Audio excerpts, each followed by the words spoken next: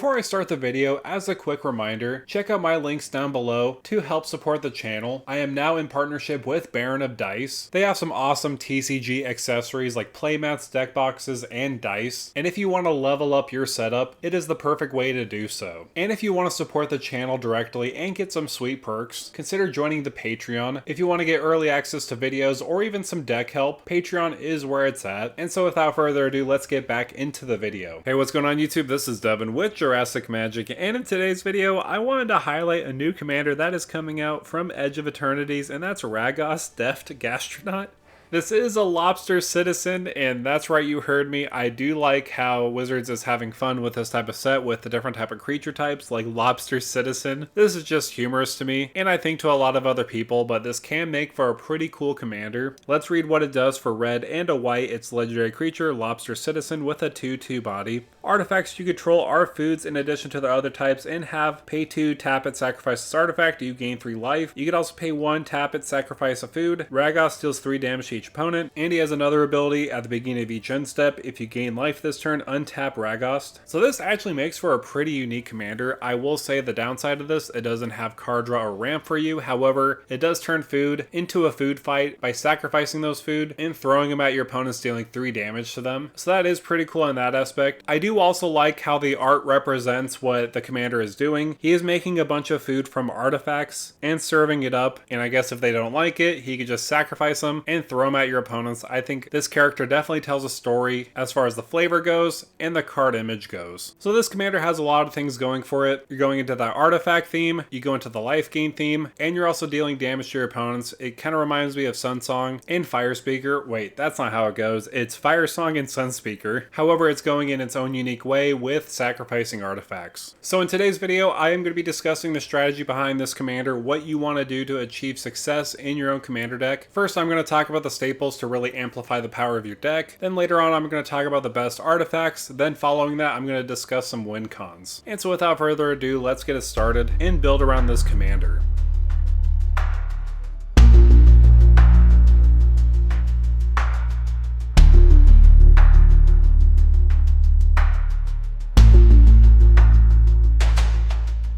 So I quickly wanted to go over one thing that a lot of people might fall for, and including myself when I was brewing this commander, I almost fell into the trap of putting a lot of cards that make food tokens in the deck, because a lot of people might think, well, this is a food commander, I need to sacrifice food in order to deal damage. Well, it's the fact that your commander is making your artifacts into food that you definitely don't need to go into the direction of making food tokens. Food tokens themselves aren't really that good. I would focus more on building into another strategy, making other tokens like treasure tokens. They'll help you ramp more, and if you have excess tokens, you could just sacrifice them with your commander and deal damage. I think that's a lot more useful than just making straight up food tokens, so I'm not necessarily going to go into that route unless there are cards that synergize with food tokens specifically. So that's just a fair warning there, and it might be a trap. So because of that, that's why I wanted to go into a treasure theme. Treasures are the best way of making a ton of artifacts that you could sacrifice with your commander, deal a bunch of damage, and go on from there. You could use cards like Professional Facebreaker or the new Knuckles that when you deal combat damage, you create a treasure token, and of course that's per player, so maximum you get 3 to 6 treasure tokens per combat, depending on if one of your creatures have double strike or all your creatures have double strike. I also like cards like Unexpected Windfall and Big Score because they act as mini card draw along with creating treasure tokens. However, on the flip side, if your opponents are drawing a lot of cards not on their turn, Tataru Taru is an incredible option, mainly for that second ability. Whenever an opponent draws a card, if it is in that player's turn, create a tap treasure token. This ability triggers only once each turn.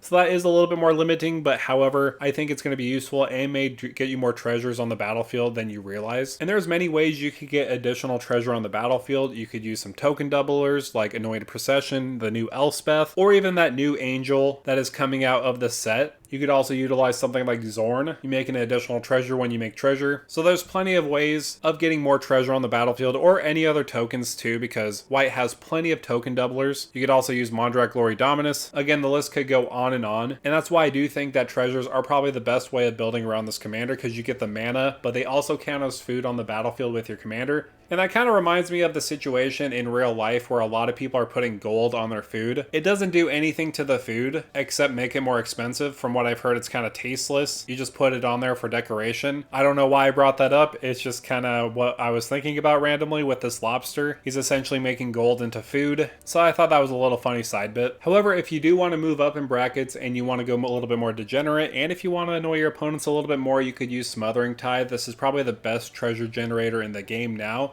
It used to be Dockside, but Dockside is banned. The next best thing is Smothering Tithe, and you always get to annoy your opponents by asking them, do you pay the 2? Do you pay the 2? And if they don't, you get to make treasure tokens whenever they draw cards. So this one is obviously a no-brainer if you're going into that higher bracket level. So of course there is ramp, but there is also card draw that you need to focus on too. Something like Esper Sentinel is going to get you a card draw very similar to Smothering Tithe. You're going to be asking your opponents, do you pay the 1? Do you pay the 1? And if they don't, you get a draw card. You could use also something like the One Ring, which is also another game changer because you are in Boros color combination. I personally feel like you'll probably need a little bit more options as far as card draw goes. And I think the One Ring actually fits perfectly in this deck. If you have a lot of bird encounters and you might die, you could just sacrifice this because the One Ring is now food. So why didn't the hobbits think about that? They should have just ate the ring instead of putting it in Mount Doom. That would have made the journey a lot easier.